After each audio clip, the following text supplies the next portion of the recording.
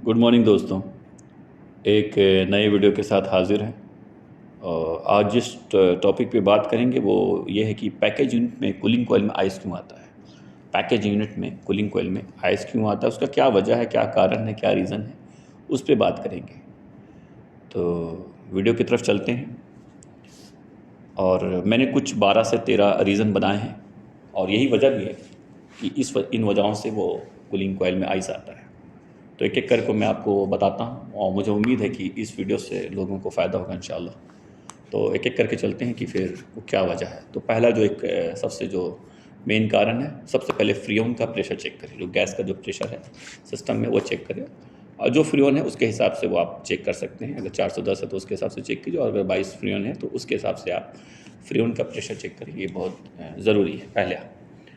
तो तो ये सब वजह है, इतने बहुत जो मैं पूरा लिस्ट दे रहा हूँ, ज़रूरी नहीं है कि यही वजह हो, लेकिन इनमें से ही कोई एक वजह है। तो एक फ्रीऑन का प्रेशर हो गया आपका। दूसरा, अगर मान लीजिए फ्रीऑन का प्रेशर ओके है, सब कुछ ओके है, तो फिर नेक्स्ट जो आपको चेक करना है वो है फ़िल्टर। एल्युमिनियम फ़िल्टर जो रिटर्न सेक्शन में फ़िल्टर लगा हुआ है, एयर फ़िल्टर, वो आप चेक करें। तो एयर फ़िल्टर दो तरह का होता है। एक आपको जानते होंगे, कभी कभी दो इस्तेमाल होता है, कभी कभी एक होता है। एक एल्युमिनियम फ़िल्टर है, उसको प्री फ़िल्टर भी बोलते हैं, और एक बैग फ़िल्टर भी बोलते हैं। तो ये दो फ़िल्टर अगर है तो दोनों, या एक है तो आप रिटर्न जो एयर फ़िल्टर है उसको चेक करें वो ब्लॉक तो नहीं है। अगर ब्लॉक होगा तो कूलिंग कॉइल में आइस आएगा। ये दो हो गया। तीसरे में जाते हैं। तीसरा जो थर्ड है, थर्मोस्टेट टम्परेचर से कट नहीं कर रहा है। यानी कि जो टम्परेचर जितना हमने सेट रखा है, 20 पे सेट रख दिया हमने, 20 पे, लेकिन 20 पे आने के बावजूद भी थर्मोस्टेट टम्परेचर पे कट नहीं कर रहा है। Not cut off by temperature thermostat. तो अगर टम्परेचर पे थर्मोस्टेट कट नहीं करेगा तो कंप्रेसर लगातार चल रहा है, जिसके लगातार चलने की वजह से आपका कूलिंग कॉइल में आइस आएगा। तो इसका मतलब यह है कि थर्मोस्टेट काम नहीं कर रहा है। ये भी एक वजह है। नेक्स्ट रीज़न पे जाएंगे। तीन हो गया, चौथा पे जाते हैं।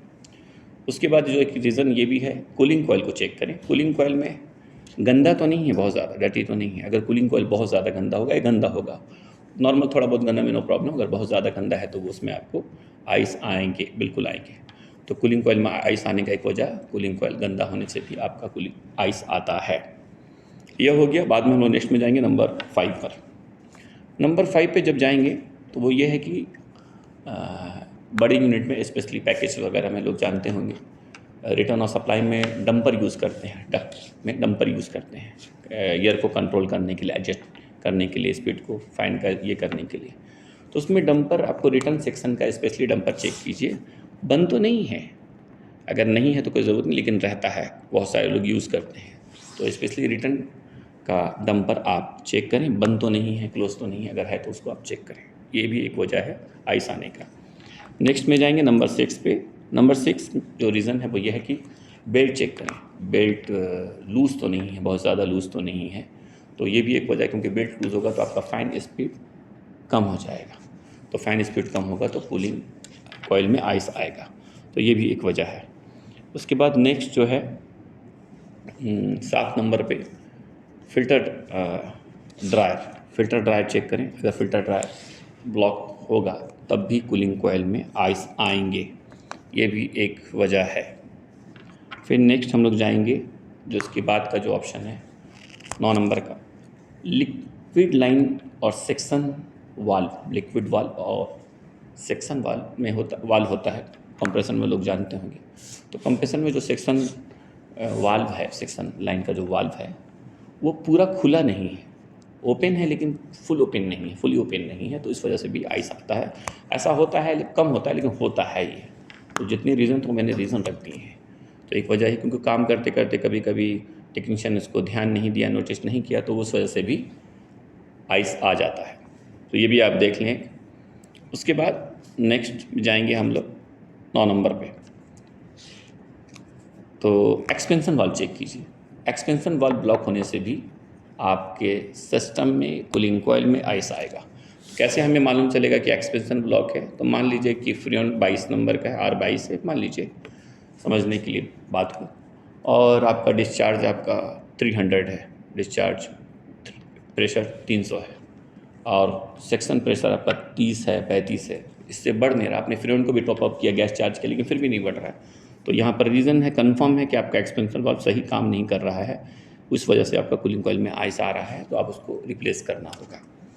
नेक्स्ट में जाएंगे हम लोग। उसके बाद का जो ऑप्शन है वो ये है, ब्लोअर मोटर रॉन्ग डायरेक्शन में घूम रहा है, वो गलत डायरेक्शन में घूम रहा है, जो डायरेक्शन में ज़रूरत है घूमने की उसके अपोजिट घूम रहा है, उस वजह से भी कूलिंग कॉइल में आइस आ रहा है।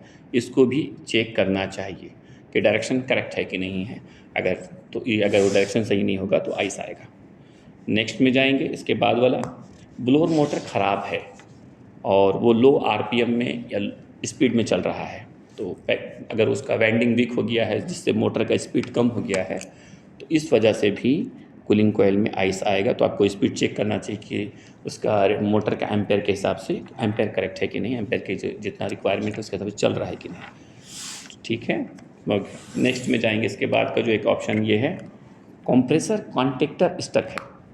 कंप्रेसर कॉन्टेक्टर स्टक हो जाता है तब भी आइस आते हैं। और लास्ट, पीसीबी का रिले ख़राब है। इन वजहों से कूलिंग कॉइल में आइस आता है।